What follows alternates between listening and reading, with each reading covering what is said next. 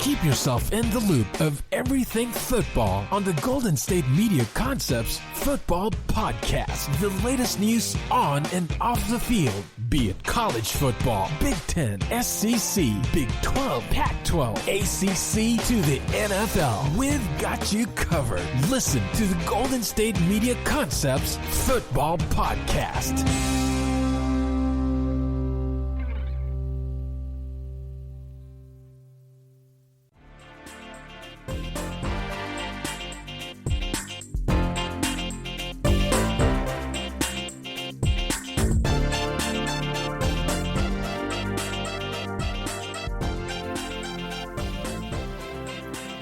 All right, what's going on, everybody? It's the GSMC Football Podcast on the GSMC Podcast Network. It is me on the right side of the channel. On the left side of the channel is Brice, or vice versa. We're still here. We're both here, and week 9 just is almost concluded by the time we're recording this. The New England Patriots and the New York Jets will have concluded. And thus, everything will be all right, I assume, with the world. Do you have any quick hot take? You think the Jets have a game in them? Think this is where they get their first win? It would have to be, since the Patriots are all banged up and everything. And if Cam turns the ball over, maybe. But like I've already expressed on this podcast multiple times before, they can't even go 100 yards without Sam Darnold because he's not playing tonight. So I'm going to stick with New England. That sounds good to me. Yeah, man. How was your week, man? How was your week, or should I say, how was your weekend? Falcons got another dub. That's 2 in a row now. Wins. How do you feel? Man. Puff out the chest a bit. I mean, I feel okay. I mean, I really can't. I really can't express anything emotionally because it's just like, what is it? Yeah, it doesn't mean anything. It's just like, okay, if somehow, actually, the worst case scenario is that we're going to continue to win, obviously. Fans are like, here we go. Now we're going to keep Raheem Morris and the coaching staff. We're going to do this all over again. Just like last year. I'm going to be sick. But I don't know. I think they'll still keep the job open just in case. But I mean, we're playing better as a team. We're playing as well as we should. Like I've said multiple times before, we have the talent to play with any team in this league. It's just with Dan Quinn, it's just we're up and down, and we're down at the worst times. So, I mean, they're pretty much just playing the way you would hope the Falcons would play. And we just got to go. We have a bye week next week, so we won't even be playing next week. But you just got to take it from here, and I guess we're gonna try to go on a second half run and try to make history or something. Hey man, anything is possible, but it's not very probable that will happen. Regardless, how about you? You should be pumping your chest out after your Saints got in there and destroyed Tampa Bay last night. We'll talk about my excitement for that game later on, but as far as my weekend went, yeah, man, it was a cool weekend. Fantasy-wise, it stunk. And I won one league pretty well. In the other league, I got spanked on because the dude had Devontae Adams. Basically, my week ended on Thursday night. So I didn't really care, but because I play fantasy so much, even on Sundays when I know that my week is done, I still check it no matter what. I don't know why. It's an addiction. I didn't want to check it, but I knew what was coming. I knew what was going to happen to me. So it did. He had Devontae Adams and Tyreek Hill back-to-back, 30 pieces. 33 pieces, actually. Same exact score. So, yeah, man. I started Matthew Stafford instead of Tua, and it was not a good display of football from Matthew Stafford and the Detroit Lions.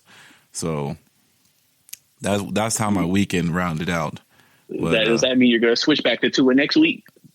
I had him in my lineup. The funny thing is, I got scared, and I took him out. And I thought Matthew Stafford's floor would be better. And, of course, I look stupid now because Tua was playing against a favorable defense. I don't know, man. Detroit worries me all the time, and Minnesota, is doing the thing that I thought they were going to do in the first place before the bad losing streak. So now it's just like, is this the real Minnesota team? Who knows? Their defense still is a problem. But we're talking a lot of NFC. I wanted to start with AFC. We had a pretty interesting AFC weekend. Now, there's a lot of teams that played outside of the conference, like the Kansas City Chiefs, the Buffalo Bills. They had 2 big games. Well, I don't know. Would you qualify the Chiefs and the Panthers a big game? I just felt like it ended up being a big game because of what happened in the game. But as far as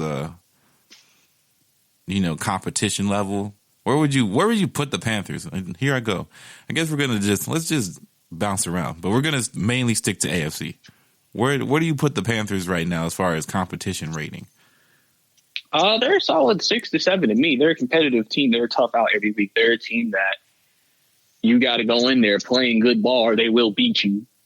They haven't been blown out of a lot of games for a reason. They're just a tough team. Teddy Bridgewater, they're a team that they look like, even though they're going to have a so great record, they look like a team on the rise.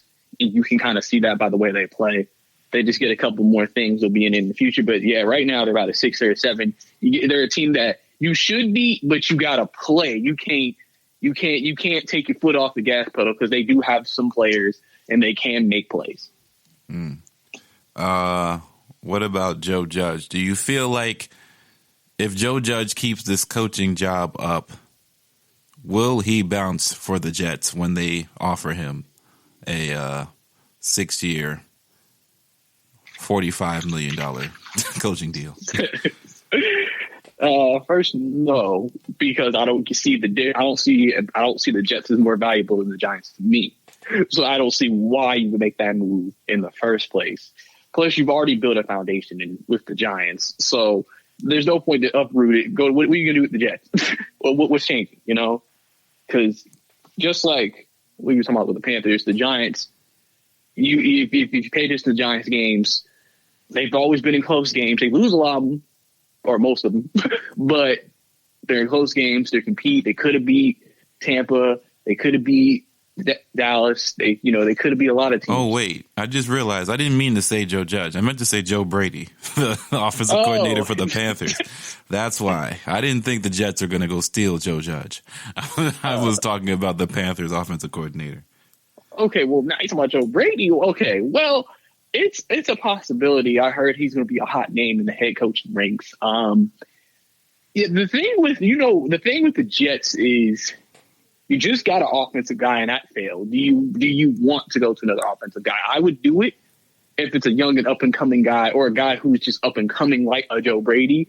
And it seems like that's who are the top candidates coming out are offensive guys. Maybe do they potentially go to the college ranks like Arizona did? Maybe try to get a Lincoln Riley, then maybe that would open the door for Trevor Lawrence to put them two together. I don't know how that would work. Lincoln Riley is not going nowhere, man. I don't know, man. His name's going to come up every year if a team offers him enough to leave Oklahoma, especially after the year Oklahoma looks like they're going to have. He might be like, hey, it might be time for me to go. Might be time for me to go to the NFL and try this thing out. Because if Cliff Kingsbury can have success, I don't see why I can't. Probably it's just like the Jeff Van Gundy stuff. Every year, Jeff Van Gundy's, he's taking a meeting. He might coach Orlando. Oh, it's just Jeff Van Gundy's not leaving his gig. Neither is Lincoln Riley. Neither is Nick Saban. Nick Saban is not going anywhere. Dabo is not going anywhere. They are deities on their campus. They're not leaving the college ranks. However, I would not be shocked if somehow, some way, Anthony Lynn finds himself off the Chargers and just around the New York Jets. I wouldn't want it to happen.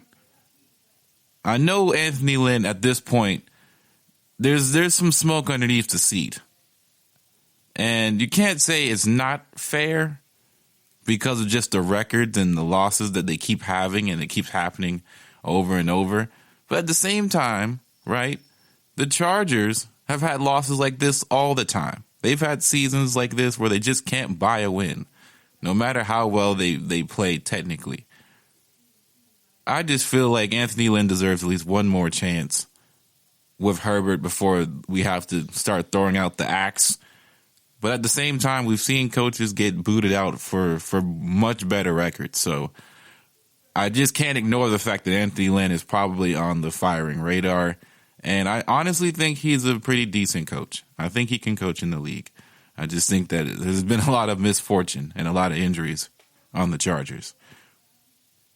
But I wouldn't be surprised if he might be somebody, a hat in that Jets, in that Jets coaching discussion.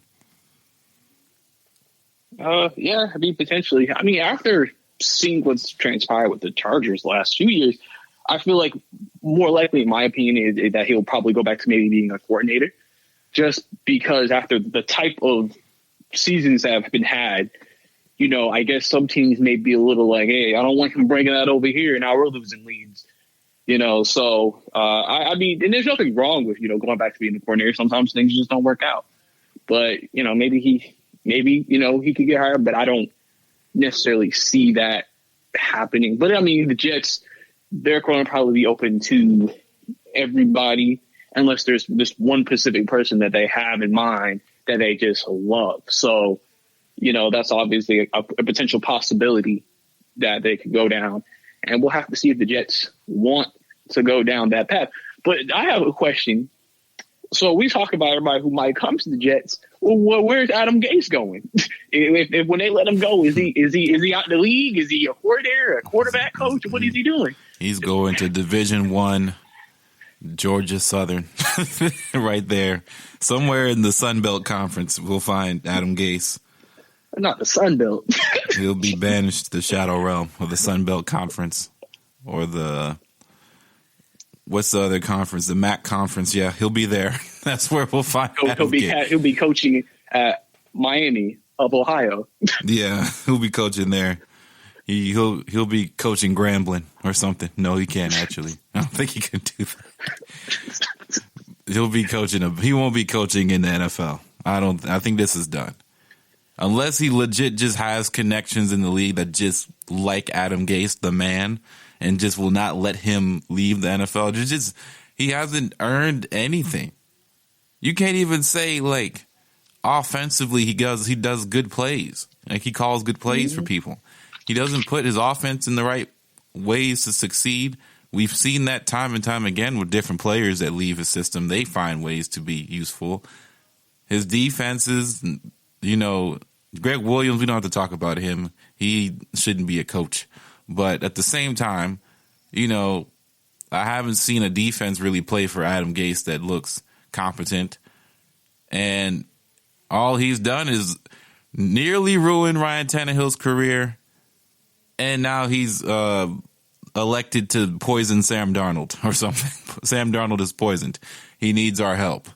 Please get Adam Gase away from him as soon as possible, so that way we can see what just exactly Sam Darnold could be capable of, I think Adam Gase gives everybody else the benefit of the doubt because of what he's done to every organization he's been across.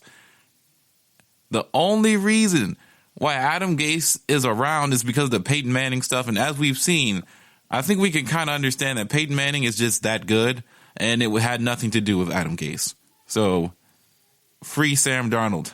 Save him. He needs to be held safe.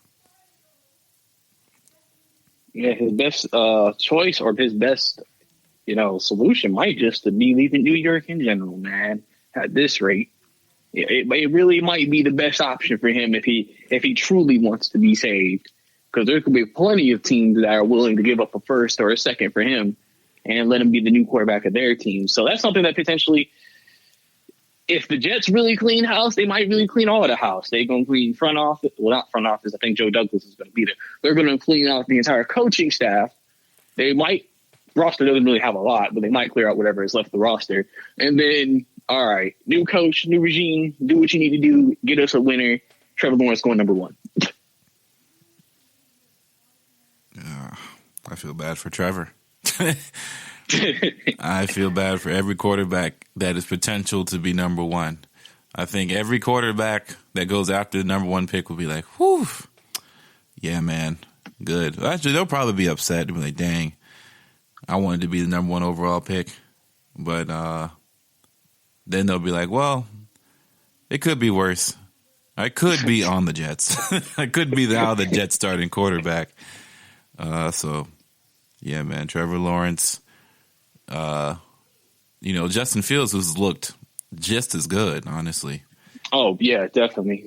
I think people sometimes forget about Justin Fields because we have so much hype behind Trevor Lawrence. Yeah, how could you forget Justin Fields, Georgia? How could you forget him? Of course, down here we don't. We're Georgia fans are still mad about it to this day. You see, clearly we've lost 2 games based off quarterback play. Shout out Kyle Trask. Oh yeah. Well, we'll take a break and we'll get back into the AFC.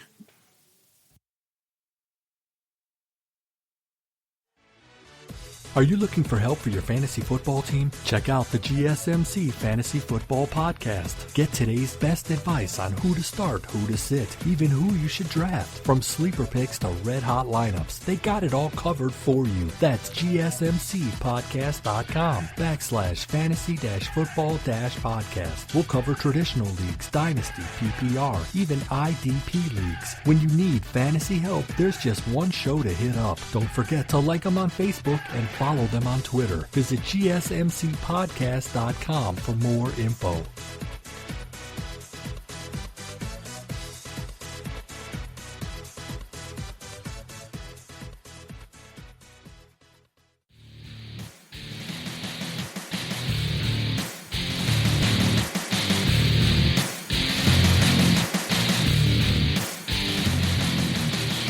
All right, GSMC Football Podcast. We're back.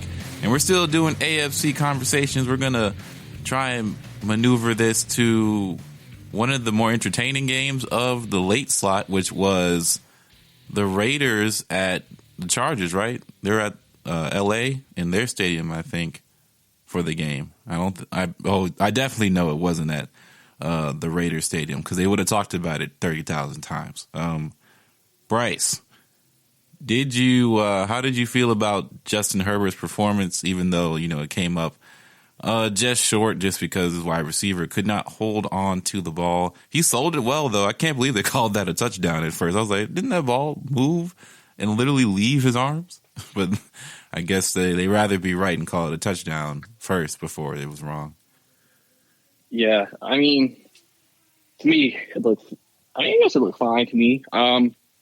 Overall, though, quick question. Would you, out of all the rookies that you've seen, would you have Justin Herbert first on Rookie of the Year rankings if you had to rank a list, or would you have Joe Burrow or somebody else? I think him and Joe Burrow are neck and neck.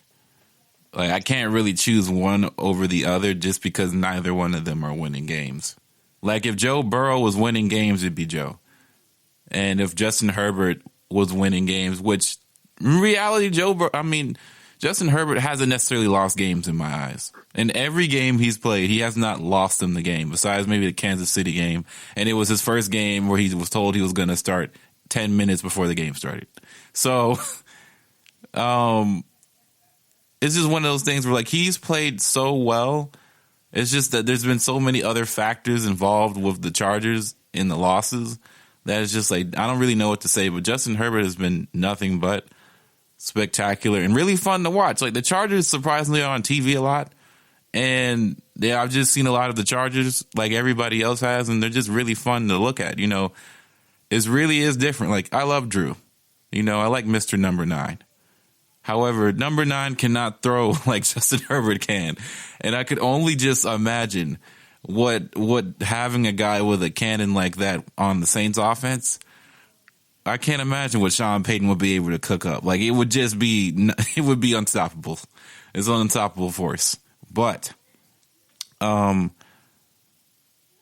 would say Joe Burrow and Justin Herbert are neck and neck, and I don't really know who would be number 3 off the top of my head as Offensive Rookie of the Year. it can't be a running back because they're not very good. I think the rookie receiver. Well, I don't want to say not really good. I think Clyde is pretty good. It's just that he's kind of underutilized in that offense because they don't run, they don't need to run the ball as much. And I guess he's just been a bit like underwhelming as a fantasy option and everything else like in the NFL. It's been a lot tougher for rookie running backs to kind of get a footing in the whole deal. What about CD? What about CD Lamb? Would you put him in there? He's probably top 5 just based off of how he started. I think Jerry Jeudy's making a run right now. Mm-hmm. Jerry Jeudy's had back-to-back weeks of. I think Jerry Jeudy had like 100 yards 2 games ago, and then last Sunday he had, 80-something and a touchdown? I think so. He's definitely coming alive here, for sure. And if they continue to win and he continues to play well, would you then start to maybe even put Tua in that discussion as well if he continues to play well and win in Miami? If Miami makes the playoffs and Tua really cleans house for the rest of the season, like if he just goes has the half of his life, it's definitely a conversation. I think he has to do just a little bit more as far as the passing game numbers. Like he's going to have to start really throwing for some touchdowns, which he did do against Arizona. And I don't think every team is going to have Aaron Donald. So this is why I said that I thought Tua looked good against the Rams because he looked like he was under control. Like if he looked like scared, then I would have seen that this might not be a good look for him. But he looked under control, even under duress, in a pretty weird game for all intents and purposes. So to come here, get 2 dubs back to back, and go toe to toe with Kyler Murray, who has been spectacular this year too, that's a big deal. I think. I don't know if Joe Burrow. I'm sure he could do it, but I don't know if that Bengals team, because of the lack of defense, was going to be able to do something like that against a team like the Cardinals. So, Joe Burrow, I'm sorry, not Joe Burrow, but so many names. Tua, his team is really complementing their offense, their defenses, but I think as weeks go along, we're going to see Tua really just evolve, and we've already saw flashes of what we see in Alabama from him, which was incredible, like Drew Brees level accuracy, Drew Brees level decision making, and he can move, man. Like people forget, like we all were scared about the hip thing, but he looks fine. He made somebody miss for a big gain, for a big momentum shift in that game, and drove him down the field and got him a field goal. I think Tua looks good, man. I think this is a really good quarterback class so far. I'm not smelling any bust potential just yet. Nothing has come out to me like, oh, that was a mistake. Nothing yet. Yeah, definitely. And I mean, it's just good to know that I guess the league is in good hands in the future when it comes to the quarterback position. But going back to the games, what did you think about the guy that you kind of started to sour on a little bit, Josh Allen? Josh Allen had a big game. He lit up the Seattle defense, even though it is Seattle's defense. But, for the last month, he kind of has been playing up to what he played at the beginning of the year, where we're starting to wonder, is he regressing? Is something happening? And then he comes out and just lights it up. What would you think about Josh Allen yesterday in a big win over the Seattle Seahawks? Well, it's very clear, for one, that when they have all their weapons, they're a different team. So, like, having John Brown back and healthy is a big thing for them. He had, 100-something yards receiving. And let's just call it what it is. I think that the Bills played some tough teams, went against some weird teams like Tennessee, who, they're in recent weeks we've seen that Tennessee's defense is not really all that up to par either. But at the end of the day, Josh Allen came to play. He definitely wanted to make a statement and say, listen, I am a better quarterback than I was last year, and honestly, and there was this interesting thing that came up about, like, in the 2 games where he's played against guys who have called him out and said he wasn't that good, he's destroyed them. Like, I think it was Jamal Adams, of course, and then another DB said that he wasn't good. The Rams. And it was Jalen Ramsey. Jalen Ramsey was like, Josh Allen's not good. So, Josh Allen 2, Ramsey and Jamal Adams 0. So, congrats, Josh Allen. He's a fun guy, and he can throw it, man. And basically, with that win, it really does help them kind of cement themselves in the playoff contention for the AFC East. Although, don't sleep on Miami, because Miami still has 1 Jets game left. They still have a lot of games, and their this season remainder schedule is not too challenging. Yeah, I believe they have the 8th easiest schedule for the rest of the year, so they're definitely in a good position, especially going 3-1 against the NFC West, considered one of the tougher divisions in football. And they could have beaten Seattle. Definitely a team to be looking out for. Definitely a team to look out for sure. And also, what all did you think? I know this game isn't on the radar, but I don't know if you even paid attention at all to the Houston game against the Jaguars. And the new quarterback that Jags had a pretty good day. They lost, clearly, because you would think Deshaun Watson can win a game like that. But maybe Jacksonville has a potential quarterback controversy. That's all I'm gonna say about that. Even though that's my boy Gardner Minshew, and then Deshaun was looking like Deshaun. I think that was probably the best we've seen that offense for Houston look the entire year, because we know how much of a struggle it's been with the offense based off offensive line issues, not having a running game. To finally see them make some big plays. Brandon Cooks actually had a good day, so.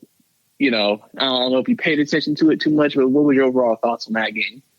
I didn't pay too much attention because I was watching some other games, like the Baltimore game. But honestly, I think that this is just the fact that the Jaguars kind of put a smokescreen on us for the first 3 weeks, and they're kind of injured, and they're just not that good. The Jaguars are not good. They were frisky in the beginning of the year, but that's because probably all the teams around the National Football League were in preseason mode and they weren't right. So now, while everybody looks at least up to par, at the same time, though, anybody can lose on any given Sunday, as we see a lot of teams will lose to a team that you just thought, well, why would they lose to them? There's some stuff going on, but the Jaguars they're fun. I only care about them really for fantasy purposes. But at the same time, quarterback controversy is possible. But let's keep in mind, I think the Jags are 2-6? They've won 2 games, right? Or just one? I believe just one game. I think they have just won the one game, which was, I believe, the beginning of the year. Yeah. So there's no quarterback controversy. Do you know who the quarterback's going to be? Justin Fields. They're just not gonna. I don't think Minshew has looked that good for them to stay with him, and unless Luton, wins like 7 out of the next 8 games. I'm sorry, not 7 out of the next, but wins 6 games in a row or something like that. This is cooked. This is done. We're locked in. They may not even get Lawrence, or not Lawrence, but they may not even get Fields. They may come in and get, Trey Lance or something like that. But it looks like this is a quarterback draft for them no matter what. Mm-hmm. For sure. And a new regime as well. Probably going to cut ties with Doug Marrone. We haven't talked about Doug Marrone a lot in our head coach hot seat power rankings, but, he'll probably be gone at the end of the year as well. You think so? I don't think they're poorly coached. I just think they're not talented enough. They've sold all their talent off to restart. Like, they're rebuilding. I think they like their coach, though. Well, I was just saying that because, they haven't been good for the last 2 years with him as head coach, and now you're about to go into your 3rd year. It's just like, the fans, and just like, how can you convince people keeping him for a fourth year after having 3 straight losing seasons, 3 straight bad seasons after making it to an AFC championship game is worth it? Because that's why people were surprised they kept him this past year, because they were like, oh, he's out. They weren't good. He's done. And they're like, oh, no, we'll keep him. And it's just like, okay, you can't have another bad year and then say we're going to keep him again, because it's like, is something really going to change? Because it just feels like you would need to make a change in that situation if you're going to restart, if that makes sense. But they might stick with him. I mean, if they do, I'm sure if you go to the Jacksonville group chats, it'll be in flames. But outside of that, yeah. I don't know. Sometimes I feel like the coaching carousel stuff is very strange. I think you should give a coach at least 2.5 years before it's time to boot. Unless it's like rare circumstance, like Adam Gase. Like Adam Gase is clear. He shouldn't have gotten another coaching job or head coaching job in the first place. But, you know, him or like a Freddie Kitchens situation where you can just see that this is above them. Like, I don't know if head coaching is above Doug Marrone or Anthony Lynn or Zach Taylor or, you know, any of these guys who are coaching young teams. Like, these are young teams. In basketball, these coaches would get at least 3 seasons before it's too late. I don't know. Yeah, I think that's a thing that I would like to see change a bit. Less head coaching turmoil, less dire needs are to be done. But speaking of head coaching turmoil, we're going to go and talk about the Dallas Cowboys after the break. GSMC. We'll be right back. Check out the show that's built on the MMA. From the UFC to extreme cage fighting, they got the fights covered. Check out the GSMC MMA podcast. Get the latest news on past or upcoming fights. Join us as we talk to and about some of the biggest names in the MMA, past, present, and future. When it's the fight game, there's just one show to check out. GSMCpodcast.com/MMA-podcast. Don't forget to like them on Facebook and follow them on Twitter. Visit GSMCpodcast.com for more info.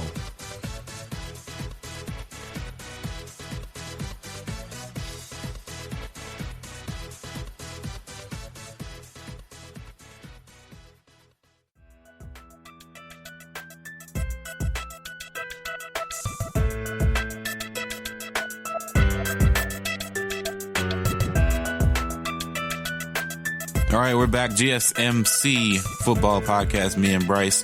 Let's get into it. Pittsburgh at Dallas. We thought it was a cupcake game. It was the game of the week, unfortunately, which made no sense. Actually, no, it wasn't. Was it? It wasn't on Fox. Which game? Pittsburgh and That was Cowboys. CBS. That was a CBS game. Okay, I was about to say. I thought it was game of the week, which now I remember it was, in fact, Raiders, Chargers. Good game. Unfortunately, for people who thought putting the Steelers in a money line this week was a go-ahead. It was an easy, no-sweat decision. You guys had to sweat it out a bit because Dallas played their hardest that they've played probably since the Dak injury. And surprise, surprise, Mr. Gilbert, Garrett Gilbert, he looked competent, right? Well, let me just say this. Is Andy Dalton coming back? That's the biggest thing. Is Andy Dalton going to take the job again? I feel like based off, honestly, how much they're paying him, yes. And they're just having Gilbert in there just because. But maybe, you never know. Maybe they might say, hey, Andy, we're just going to back him up. We have nothing to lose. We are still technically in the division race. So it's just good to know if Gilbert doesn't play well, we can go right back to you. But I would think they would go back to Dalton if he clears. I believe he's in COVID protocol right now. So we'll see about that. I don't know. If Andy Dalton I don't think the Cowboys fans want to see Andy Dalton again, no matter what the case was. You know, the first game, or the first time they put him in, and then his first real game, which he then got a concussion, and then he got COVID. It's just been nothing has, you know, sometimes it's about negative associations. All Cowboys fans have so far is recency bias of negative associations with Andy Dalton. All they got was hope with Garrett Gilbert. Hope that their games would at least be watchable. Because before that, could you imagine another game of not Cooper Rush, but who was their other quarterback they just had out that his name sounds like a created player in Madden? Cooper Rush? No, the other guy who started in Da Vinci? Yeah, DiNucci. Oh, DiNucci. Okay. Yeah. I don't think if DiNucci played well, he would have kept the job going until he doesn't. I think that Gilbert I think they owe the fans a reprieve from going back to something they've already seen. And Amari Cooper looked like he was back in better form. CeeDee Lamb was involved. Michael Gallup was around. You know, the only person was really both running backs in this game were kind of weird. The Zeke thing is strange. I don't really know what to talk about because I defend guys like Zeke and running backs, especially on bad offensive lines, but he just doesn't look right. And James Conner didn't have a big of an impact as you would think he would this week. But yeah, man, tell me how you feel about Zeke right now, because I know he's an interesting talking point among the NFC East contenders and just people who care about the Cowboys and stuff. Well, first, for the season, I just don't like Zeke in fantasy. That's why I don't draft him even if he's available. Second, I just feel like if he isn't the same back. After I saw last year, I was like, I'm not putting my hopes on this man because he just isn't the same back. Offensive line is crumbling. He just doesn't look the same. Like he just isn't the same back. Like it's just he's kind of a guy to me who he can play. He can be a guy, but I think he can't be. I don't think Ezekiel can be a bell cow running back taking 25 a game. I think you need a rotation. He can be effective in a rotation because the bell cow thing isn't working.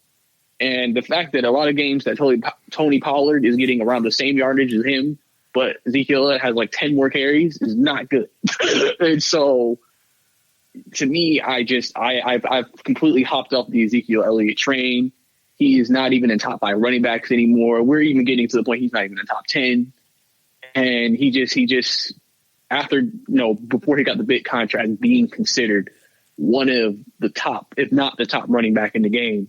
And to see where he is now, where you would think with losing your quarterback, okay, feed Zeke. You barely see him getting fed. And when he does get fed, he barely does anything with it. Before Zeke used to be doing his celebration where he was eating. He don't eat no more. He's starving right now. and so for me, it's just I don't have hope in Ezekiel Elliott anymore. Now, they won't move off of him because they paid him too much money. And they're going to have to just keep him on the books maybe for a couple more years before potentially moving on unless they're willing to take a dead cap hit. But I just, to me, with the future of this team, you're basically proclaiming that if we're going to win games, we have to pass 40 times a game. Because unless Zeke somehow miraculously gets back, because you never know. He could hear all the criticism these last 2 years and say, you know what, this offseason, if we get back to normal and they have normal offseason, he may just be like, I'm grinding.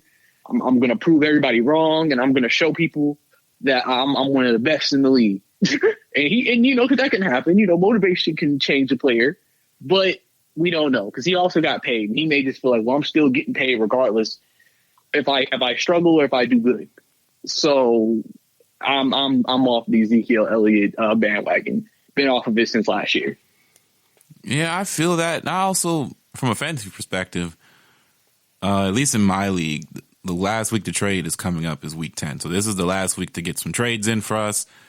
And I keep thinking of how am I supposed to get Ezekiel Elliott on my team? Because I low-key want him to finish out the year, and here's why.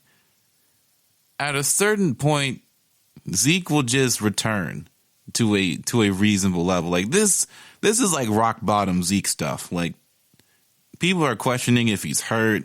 People are wondering if, something else is going on. Like eventually Zeke will have a good game again. Like there's just no way that that Dak Prescott made Zeke who he is. So there has to be another time where Zeke is going to return to his at least usable starter form. And I'm sure it's coming sooner rather than later. He went up against a Pittsburgh defense that's pretty tough, although Tony Pollard seemed to get a burst of steam coming off the backfield, and he's had it for a couple weeks. But I think that Zeke will have a little bit of a recharge soon. And I want to get a piece of that personally in the fantasy game. But at the same time, that's a real big risk. That's like, it's 3-2 in the count, and I'm swinging for fences right now. That's what's happening because it's just been a poor display of production from Zeke and from a guy who we honestly expect more out of, considering where he was taken, what his pay grade is, where his tax bracket is in the NFL comparative to other guys. You get paid that type of money, people are expecting, Alvin Kamara, Christian McCaffrey type production. Now, granted, he earned that money.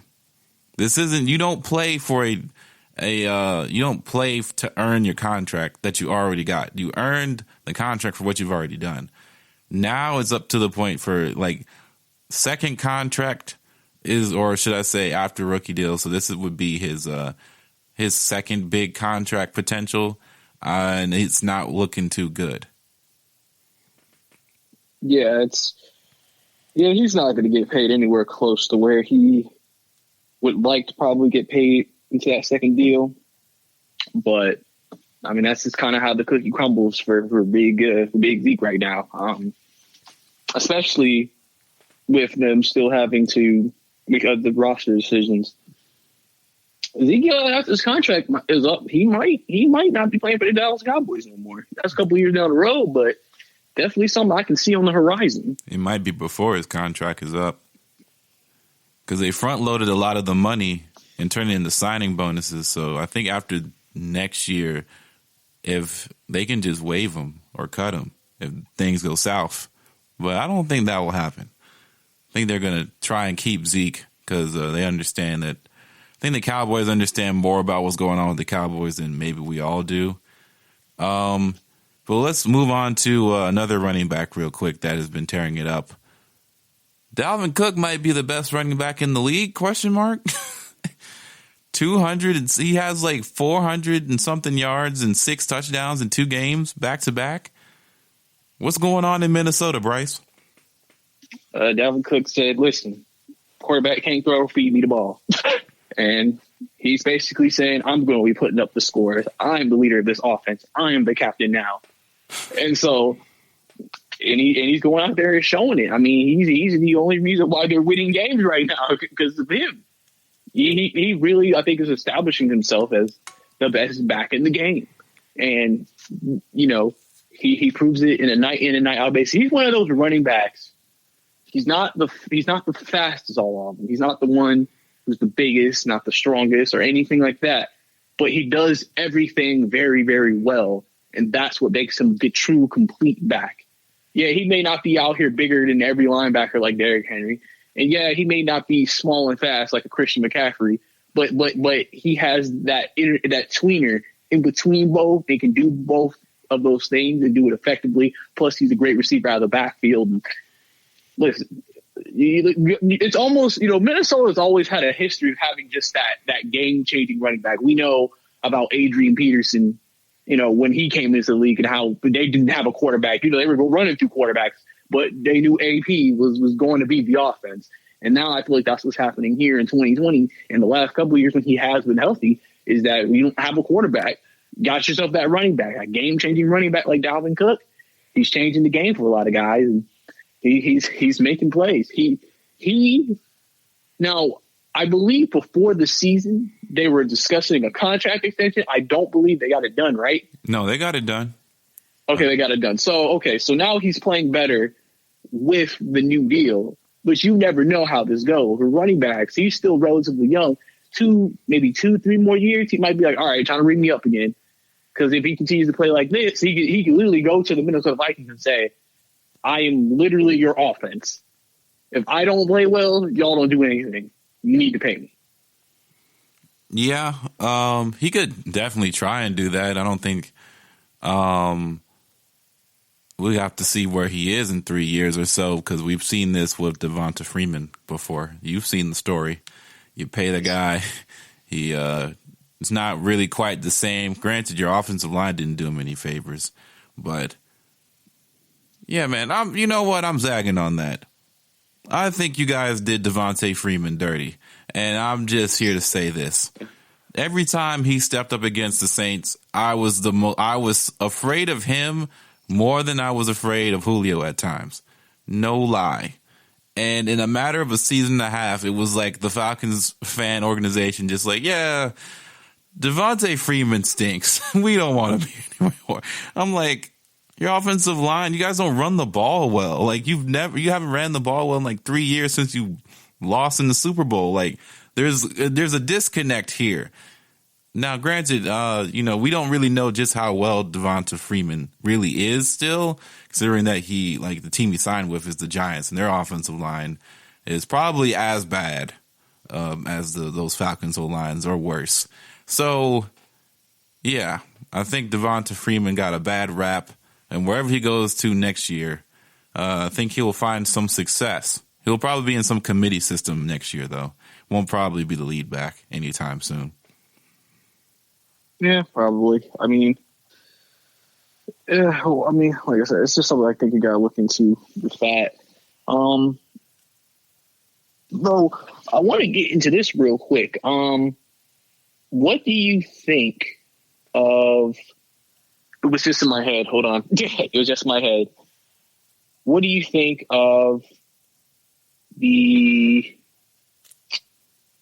Yeah, I lost it. Well, you might be able to get it back because we're going to take our final break of the pod, and then we'll come back and end it properly. GSMC will be right back. Check out the show built around the women of MMA. From the UFC to the extreme cage fighting, we got the fights covered. Listen. It's the Golden State Media Concepts Women's MMA Podcast. The latest news of upcoming fights, discussions of previous matches. Join us as we talk to and about the biggest names in women's mixed martial arts, past, present, and future. When it's the women's fight game, you know where to listen to. The Golden State Media Concepts Women's MMA Podcast.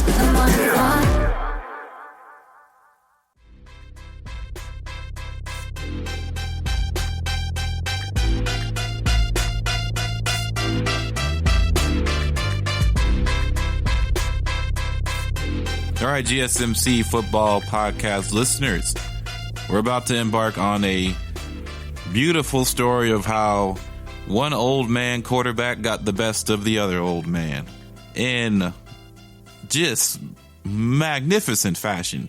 Drew Brees and the New Orleans Saints took it to Tampa, and I was nervous all Sunday because all the Saints have done this year is embarrass us on national games, on big night marquee primetime games.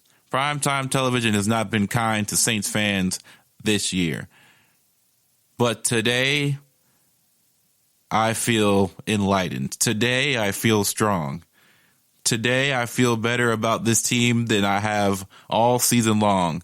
This was the game I was waiting on to see if the Saints are real contenders. I don't care what all the other national media people are saying and how they're just like, oh, well, the Saints, what they're going to do and whatever.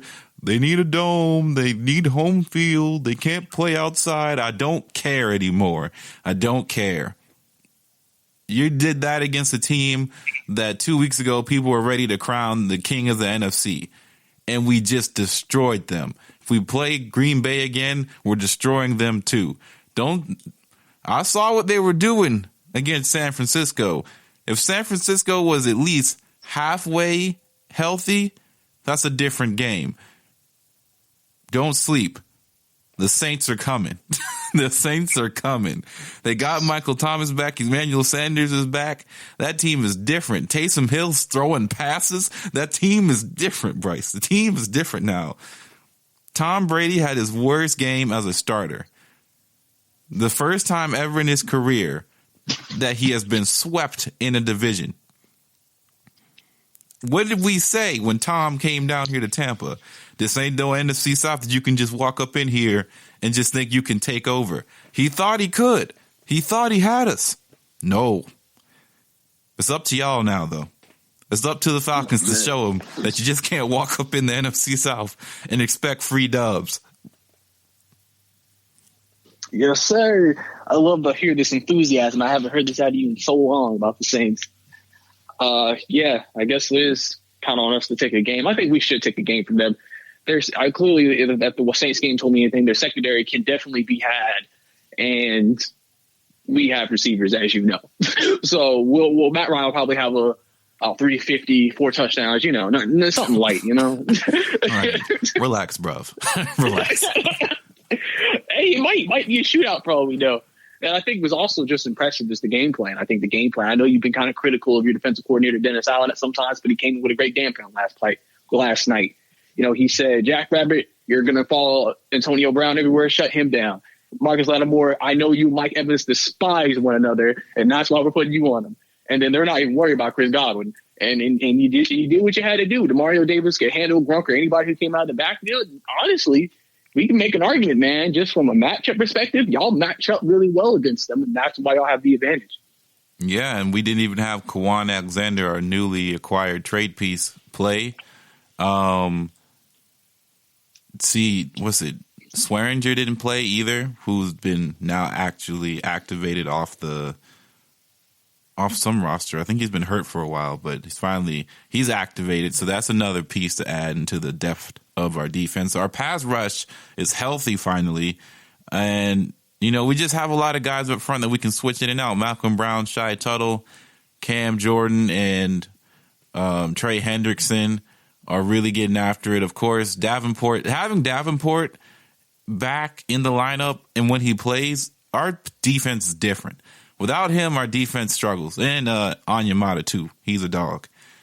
I'm not trying to have this be a Saints praise session right here. I'm just so shocked. I didn't come into Sunday night expecting the Saints to basically be on pace to put up like 60 points. They could have had 50. Sean Payton just respects Tom Brady. I don't think he cares about Bruce Arians personally. I don't think he likes Bruce Arians. But he respects Tom. So that's why he was taking them knees. Well, don't forget, Jared Cook dropped like 1 touchdown pass and then 2 goal line passes. Y'all probably could have dropped 50 for sure. So exactly. Yeah, it was bad last night. So I guess overall in the NFC after this week, people were saying that Tampa Bay was the best team in the NFC.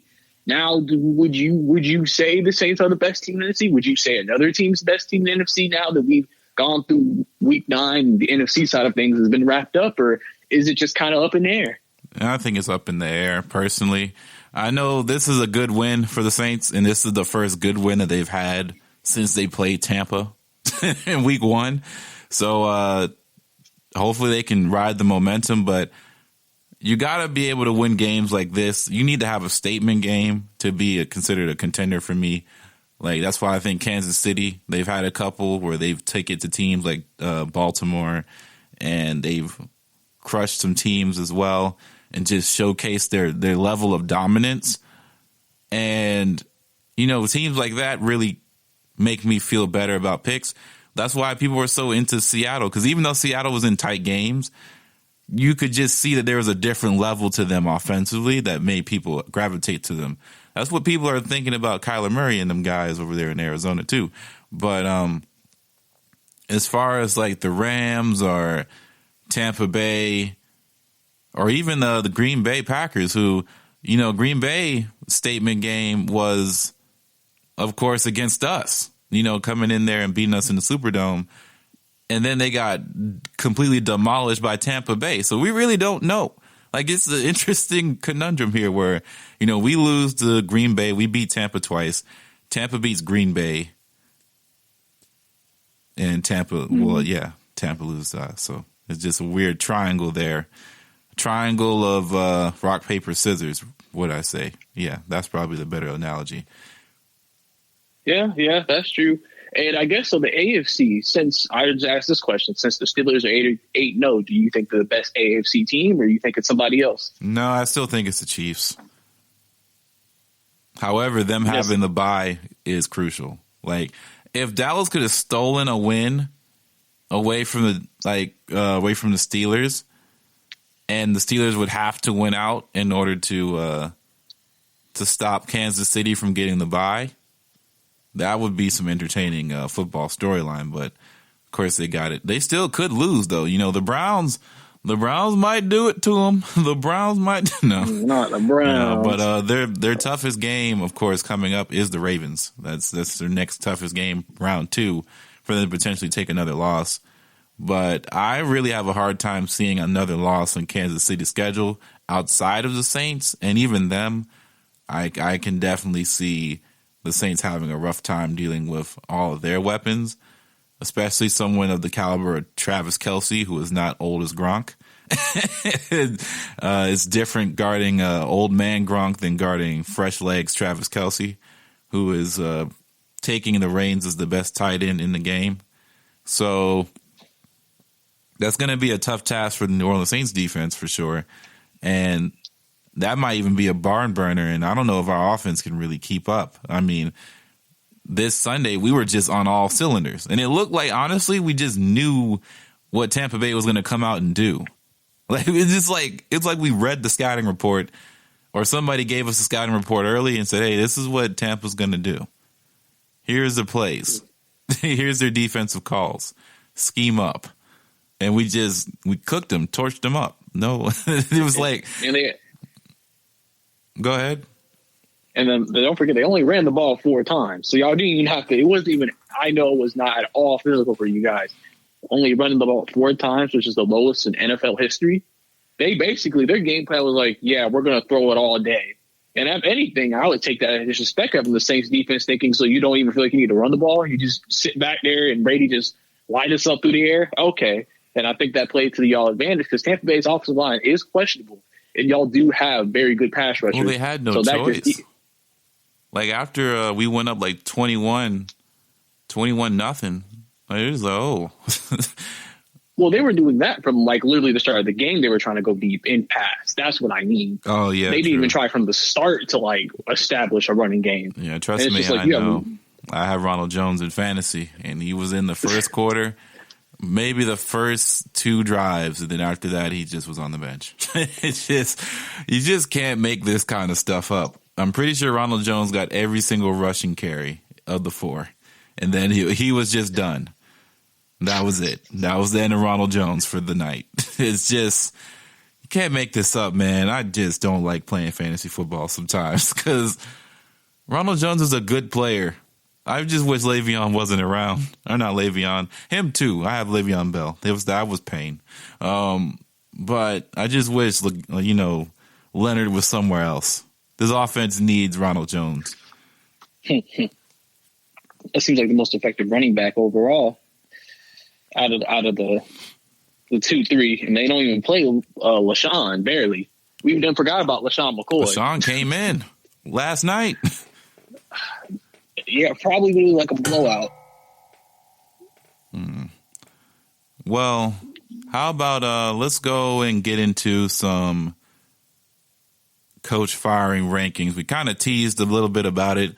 Who is your new 5-piece coaching firing regimen? At number 1 for me, I mean, I'm assuming we're not counting Adam Gase. I'm assuming. No, he's on a different scale. I'm assuming we're not counting Matt Patricia. Why not? I mean, I just know before, because he was kind of like up in the air a little bit with everything happening. Detroit went 3-3 now. I've lost 2 straight. So, I mean, he could be on the list, but he wouldn't be number 1. I used to be, but it was Mike Zimmer last time, but then they've won 2 straight. Dalvin Cook's balled out. So I'm not really sure who my number 1 guy on the list this week is. I mean, unless I go with the obvious and say Mike McCarthy, he should be number 1 on the top of the list, just based off the fact that Dallas really could finish this season not winning another game to me. Like legitimate. They could finish 2-14 to me. And I just don't see Jerry with the talent and the money in that roster going 2-14, 3-13 even, and saying, yeah, we're bringing you back for you're my guy. Because I don't know how you think this team's going to get better when you clearly see systematically and coaching-wise, it just doesn't work. It just can't work.